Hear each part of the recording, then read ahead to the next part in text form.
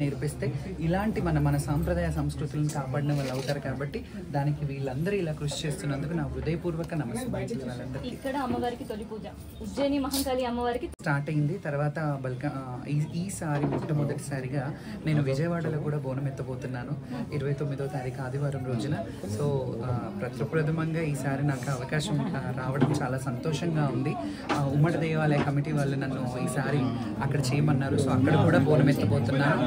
అలాగే మహంకాళి అమ్మవారికి కూడా తొలి బోనము 4వ తారీఖున శుక్రవారం రోజున తీయడం జరుగుతుంది. దాని తర్వాత యథావిధిగా మళ్ళీ 13 మహంకాళి జాతర, మళ్ళీ 21st అంతా హైదరాబాద్ బోనాలు. సో షురు అయింది జాతర అంతే. ఇంకా అడిగారు అప్పుడు ఏదో చిన్న ఇదిలో నేను మిస్ అయిపోయాను. ఎప్పుడు అనుకునేదాన్ని చెయ్యాలి, ఎప్పుడైనా అమ్మకు ఒక్కసారి నేను బ్రతుకున్నంత వరకు ఒక్కసారైనా అమ్మకు నైవేద్యం పెట్టాలనుకున్నాను.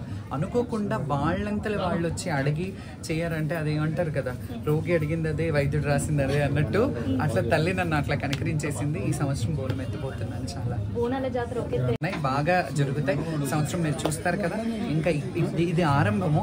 ఇంకా చాలా చాలా పెద్ద ఎత్తున ఈసారి బోనాలు జరగాలని నేను ముఖ్యంగా ప్రభుత్వం వారు కూడా ఈ సంవత్సరం ముఖ్యంగా ప్రత్యేకమైన క్యూ లైన్లు, కొంతమంది శివశక్తుల జోగినీలకి పాసులు ఇచ్చి లోపల అంటే రెగ్యులర్గా వచ్చేవాళ్ళు, టెంపుల్కి అసోసియేట్ అయి ఉన్న వాళ్ళని అంటే వాళ్ళని అటాచ్ చేసి కొంతమందికి కొన్ని వెసులుబాట్లు కల్పించారు. అండ్ మొట్టమొదటిసారిగా పోలీస్ డిపార్ట్మెంట్ తరహా మీటింగ్లు అలాంటివి జరిగేవి కాదు.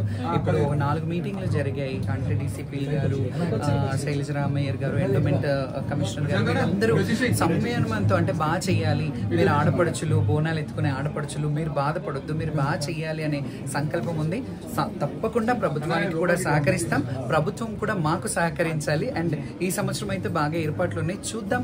ఆ అమ్మను కోరుకుంటున్నాను ఎలాంటి విఘ్నం లేకుండా. ఈ రోజు ఇప్పుడే విఘ్నరాజు పూజ చేశాము. ఎలాంటి విఘ్నాలు లేకుండా మంచిగా సాఫీగా సాగాలి. ఆషాఢ బోనాలు కనీ విని ఎరగని రీతిలో జరగాలి. అండ్ ప్రభుత్వానికి కూడా మంచి ఉండాలి. జనాలు అందరూ సుభిక్షంగా ఉండాలి.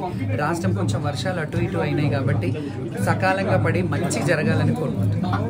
బోనాలు అప్పుడు నిండు కనిపిస్తారు. కానీ ప్రత్యేకంగా అమ్మవారి కళ్యాణానికి వచ్చిన పెళ్లి కూతురుగా అంటే ఆ రోజే నాకు నాకు కళ్యాణం చేశారు అమ్మవాళ్ళు చిన్నప్పుడు. నేను 7వ ఏట ఉన్నప్పుడు. అందుకని 33 సంవత్సరాల్లో నాకు అదే అనుకున్నాను. ఇప్పుడు 33-34 ఇయర్స్ అవుతుంది. ఆ రోజు మాత్రం అలా అలంకరించుకుంటాను. కళ్యాణం ఆ రోజు జరిగింది కాబట్టి కళ్యాణం. నేను 60 ఏళ్ళ ముసలిదాన్ని అయినా ఆ రోజు మాత్రం పెళ్లి కూతురులాగే రెడీ ఉంటాను.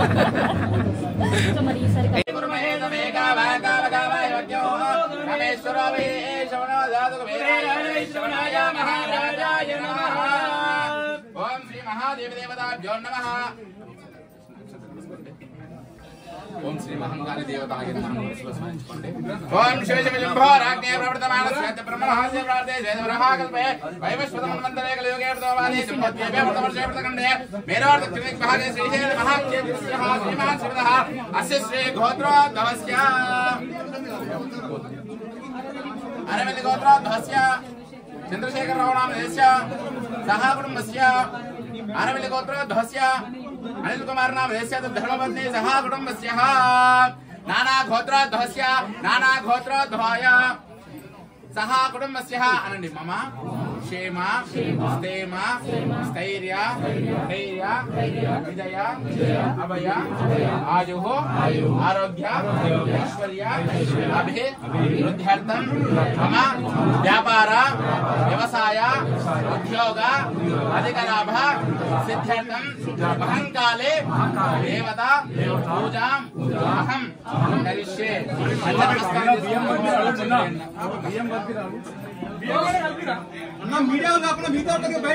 కొంచెం బయటకు ప్లీజ్.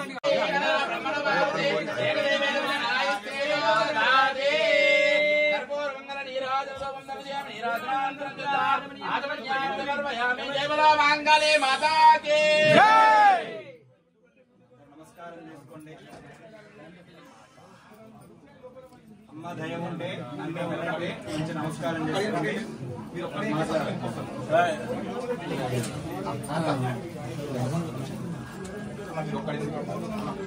3 ప్రదక్షిణలు తీసుకుని ఉన్న కాడు యాని కాడేద బాబానే జన్మాంత వృతాగా దాన్ ప్రదక్షిణే ప్రదక్షిణమదేవదే బాబా